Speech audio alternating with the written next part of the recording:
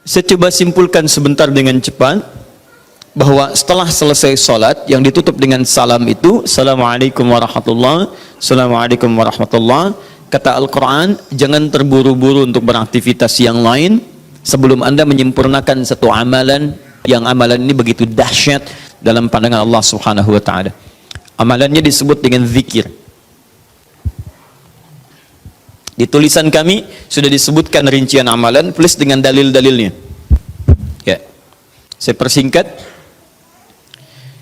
Tema kita adalah tentang amalan pasca salat. Di bagian kedua ini.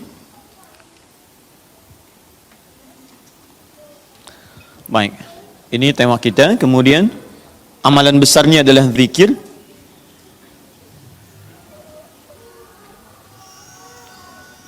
Dalilnya di Quran surah keempat An-Nisa ayat 103. Ini tema besar kita. فَإِذَا قَضَيْتُمُ الصَّلَاةَ فَاذْكُرُوا اللَّهَ. Fokus. Maka jika Anda telah tuntas mengerjakan salat, segeralah berzikir kepada Allah Subhanahu wa Ta'ala. Ingat, amalan pasca salat yang diutamakan apa? Zikir. Saya mau tunjukkan pada Anda satu hal yang sangat mendesak. Kenapa amalan ini begitu sangat ditekankan oleh Al-Quran?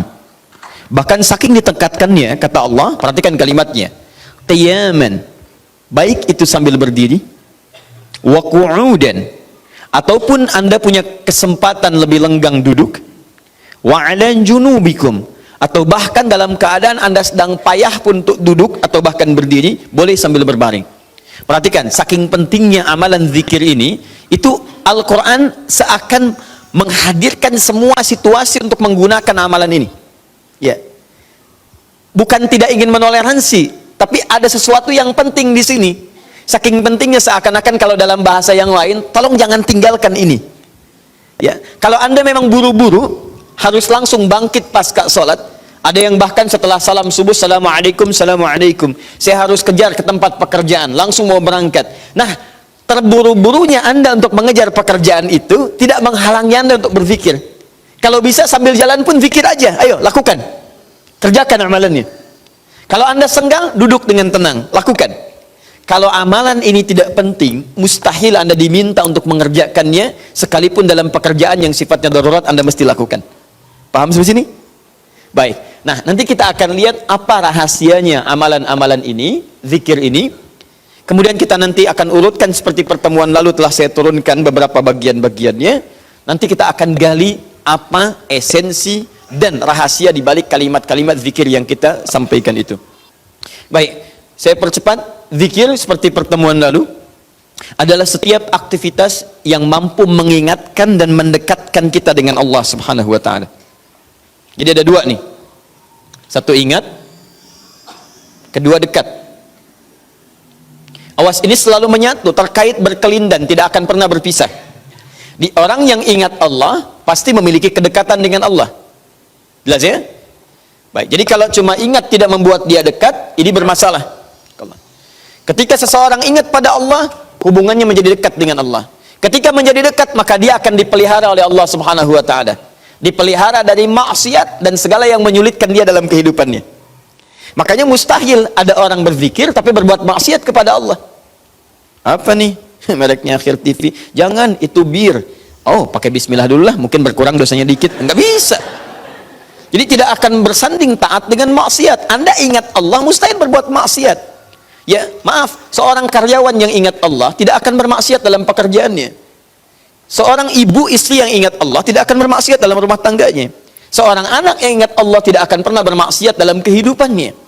Maka dari itu, nanti kita akan lihat puncak zikir, apakah hanya dalam pasca sholat saja atau dalam aktivitas yang lainnya.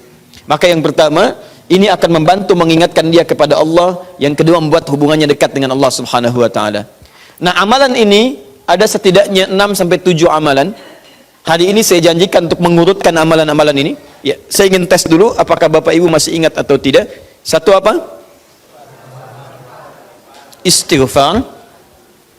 Istighfar. Saya tuliskan satu, istighfar. Apa dalilnya? Cepat saja, kalau tidak tahu katakan apa? Allahu a'lam. Baik, masih ingat? Saya sebutkan kemarin hadis Nabi di riwayat Muslim hadis 591. Masih ingat? Baik, ini ada istighfar. Baik, yang kedua apa? Allahu a'lam. Enggak ada, Bu, Allahu a'lam. Baik. Assalamualaikum warahmatullahi wabarakatuh. Astagfirullah. Allahu a'lam. Allahu a'lam. Enggak ada. Baik. Baik, kita lihat ini istighfar atau masuk kepada kalimat thayyibah. Dalilnya Quran surah keempat ayat 103, kan? Kemudian yang kedua, bisa juga bacaan Al-Quran. Bacaan Al-Quran.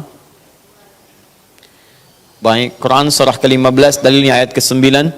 Ya inna nahnu nazzalna dzikra. Kami telah turunkan Al-Quran sebagai zikir. Jadi kalau Anda baca Al-Quran, itu Anda sedang berzikir. Kemudian bisa juga hafalan Al-Quran. Anda menghafal misalnya. Baik. Misal Anda tidak membaca, tapi selesai sholat Anda membacakan ayat-ayat Quran sebagai hafalan. Ada ayat kursi misalnya, ada 3 surah yang terakhir, ada kemudian ayat pertama sampai 5 misalnya, Al-Baqarah, ya ada ayat-ayat yang lainnya, hafalan misalnya. Begitu Anda bacakan, Anda sedang berzikir. Dalilnya Quran surah ke-54, ayat 17, ayat ke-22, ayat 32, ayat ke-40. Ketika Allah menyebut para penghafal Quran, menyebutnya dengan proses berzikir. Walaqad yassarnal Qur'ana lidzikri. Kami telah mudahkan Al-Quran sebagai zikir. Ya, hafalan di sini zikir. Untuk dihafal, untuk berzikir. Jadi kalau Anda pasca sholat kemudian membaca ayat-ayat Quran dalam hafalan bukan menggunakan mushaf, maka Anda sedang berzikir kepada Allah Subhanahu wa taala. Dan nilainya 4 kali lebih banyak dibandingkan dengan yang membaca. Ya. Nah.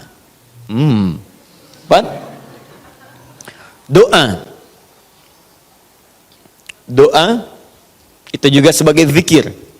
Ya, Quran surah ke-7 misal dalilnya ayat 205. Wadhkur rabbaka fi nafsika tadarruan wa khifatan wa dunal jahri minal qaul.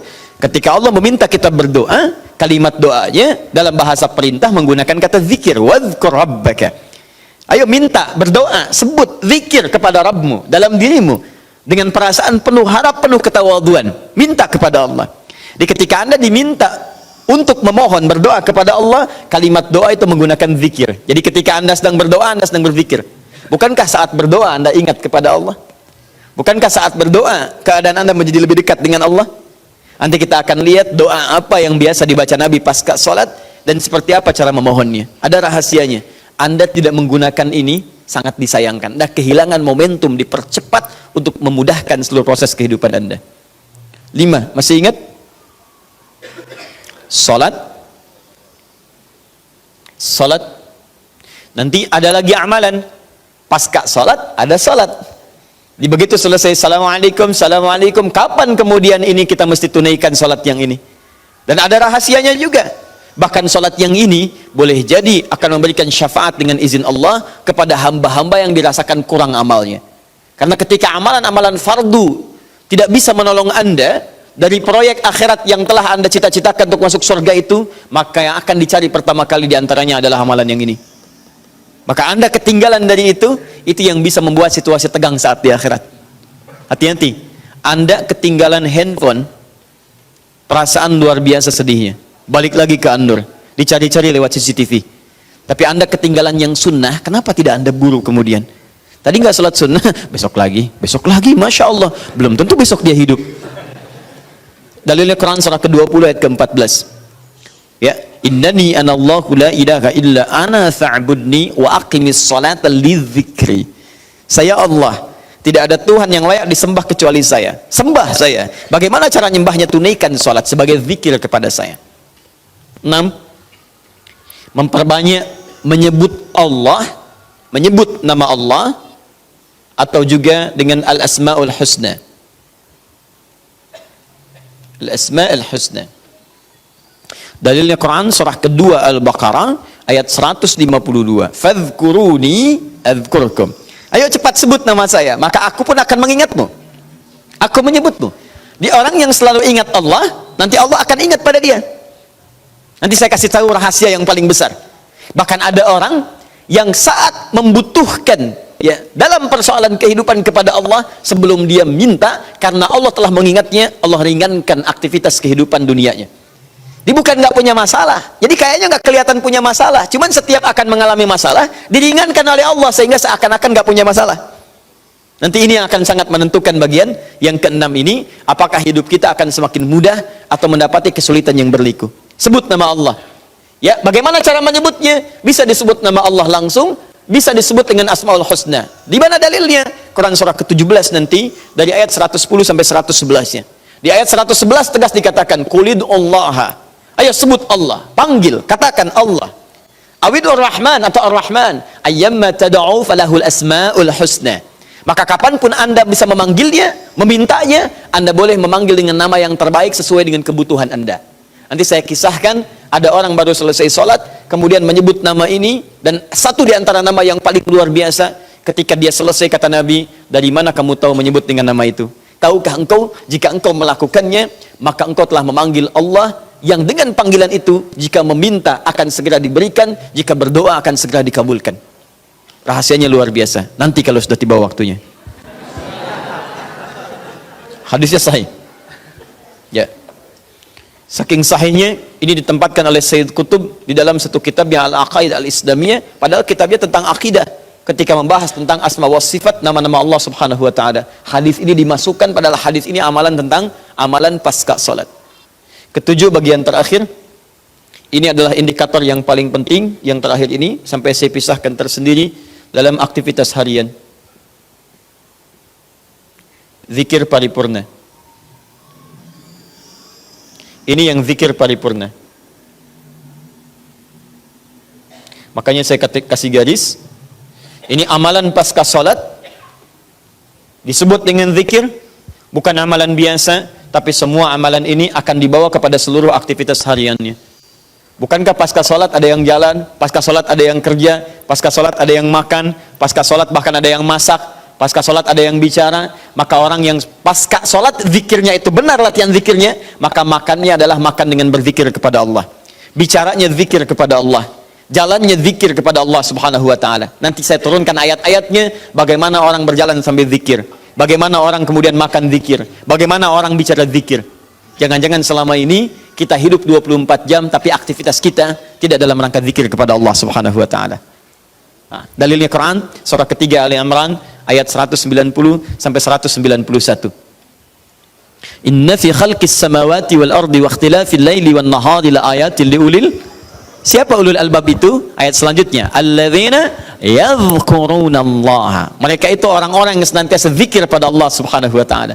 Qiyaman, dalam keadaan dia berdiri, wa qu'udan, ataupun dia duduk, wa ala junubihim, atau bahkan sedang tidurnya. Tidurnya disebut sebagai zikir, berdirinya disebut sebagai zikir, duduknya disebut sebagai zikir. Dan ahli zikir ini adalah orang-orang yang akan dimuliakan bahkan oleh Allah ketika kembali ke akhirat nanti, dan dipuji-puji oleh Allah subhanahu wa ta'ala.